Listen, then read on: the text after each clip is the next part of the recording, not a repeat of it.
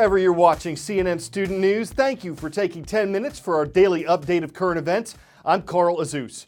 First up, at 4:20 a.m. yesterday, heavily armed French police moved in on an apartment building in a suburb of northern Paris. They were looking for a relative of this man, Abdelhamid Abaoud. He's a Frenchman who's believed to be the ringleader of last week's terrorist attacks in Paris that left 129 people dead. A wiretap reportedly helped French investigators overhear a phone conversation. It indicated that Abaoud's cousin was at the apartment. As police closed in, gunfire erupted. A female suicide bomber detonated her explosives, and a floor collapsed. We've managed to get onto a rooftop here from which we can see the building behind me. I'm just going to duck out so that we can push in and take a look at that apartment building that was the focus of these raids. We can see forensic experts have been moving around inside those rooms. They've been taking photographs, and you can see the aftermath of those blasts that were heard. All the windows have been blown out. You can see the pockmarks of heavy weaponry around those windows. This was one of hundreds of police operations in recent days. 2 people were killed in the raid. Investigators are using DNA tests to figure out who the suspects were. 8 others were arrested. A French official said, judging by the weapons and the organization of the people in the apartment, they were prepared to act, possibly in another terrorist attack. French President François Hollande said the raid was proof that his country is at war with the ISIS terrorist group, which claimed responsibility for the Paris attacks. The French government has proposed extending the country's state of emergency for 3 more months. That would limit certain rights of residents, and it would allow law enforcement to have more power to conduct searches and hold people in police custody. Investigators have found cell phones they believe the terrorists carried. The attackers were apparently exploiting encryption technology to keep their plots secret. One key to preventing future attacks is understanding how terrorists communicate. They planned a coordinated, complex attack, and there's new information on tight operational security and communication among these terrorists.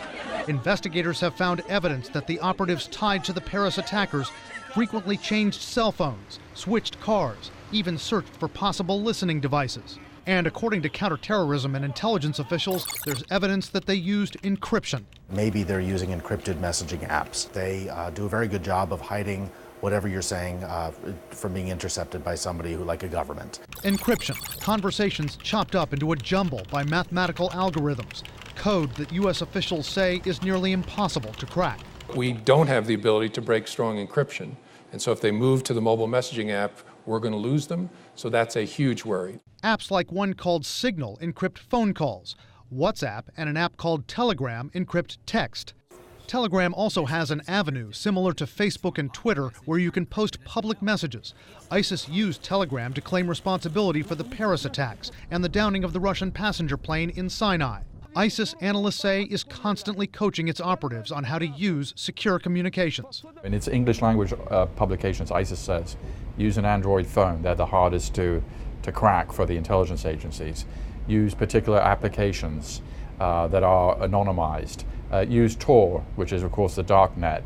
But with all its tech savvy, ISIS may have made one significant cyber enemy. Anonymous, the notorious group of activist hackers, is now threatening to unleash a wave of cyber attacks against ISIS in retaliation for the Paris assaults. Matthew Green says the people at Anonymous are probably better hackers than the ones ISIS has, but he doesn't think they'll be able to do much damage to ISIS, and he says they certainly can't break the encryptions. They're simply too well designed. Brian Todd, CNN, Baltimore.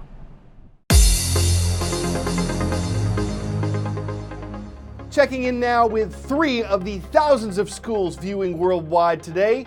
Gyeonggi-do is a province in South Korea, and it's where we found Gyeonggi-suin International School. Thank you for watching from the northwestern part of South Korea. In the city of Cottonwood, Arizona, hello to the Lobos. Good to see you at Cottonwood Middle School. And from Lewistown, Montana, please welcome Lewistown Junior High School, home of the Golden Eagles. On Tuesday night, Governor Bobby Jindal announced he was suspending his campaign for president. Jindal's the current leader of Louisiana and a Rhodes Scholar. He'd been seeking the nomination for the Republican Party, but like the other Republicans and Democrats who've dropped out of the race, Governor Jindal had trouble getting traction in the polls and raising the needed campaign funds. His announcement leaves 14 people seeking the Republican Party's nomination for president. On the Democratic side, there are 3 candidates. Each major party will nominate just one for next year's U.S. presidential race. To all of you in this room and who are watching, please, please remember that we have the power to create the world that we want to live in just as we want it, and that's what all of the heroes here have done tonight. Thank you so much. This is so cool.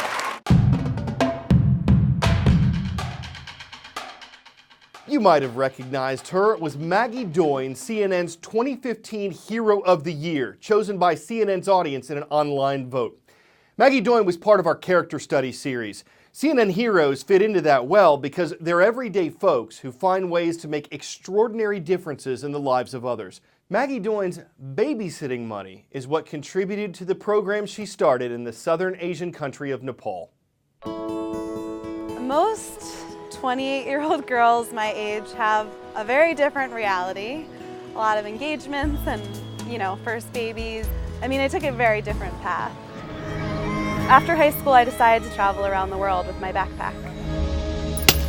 In Nepal, for the first time, I really saw the effects of civil war and children and women suffering, and it changed me. There was one little girl. She was standing in a heap of garbage, and she said, "Namaste, Didi." That means hello, sister. That was the beginning. I called up my parents and I asked them to wire me over my $5,000 of babysitting money. It's time to get up. Good morning. Good morning. We started with the home and then we built a school. Blue color. Blue color. We select children who without us would not be able to go to school. A lot of them are begging on the streets. You got it.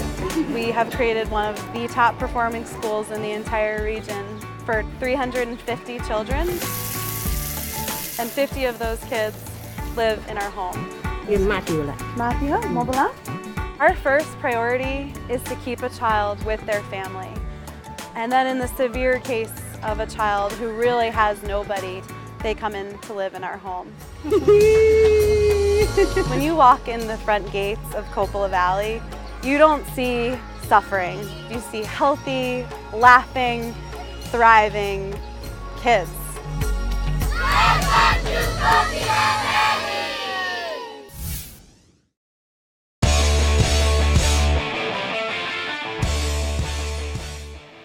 And lastly today, how do you know when a group of penguins tries to escape from their habitat?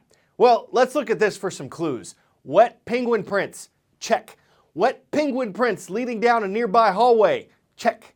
A group of small flightless birds caught wandering around a corner, check. They weren't successful in leaving their exhibit at a Denmark zoo. They reached a dead end, so the 5 not-so-elusive animals turned around and headed back. Well, it's not like they can fly the coop, and though their change of heart could be called a flip-flop, zookeepers got to be wondering, what'll they do next? They managed to hatch this plan, even if, like fish out of water, they were caught when things were just penguining. I'm Carl Azuz, and that's your Thursday edition of CNN Student News.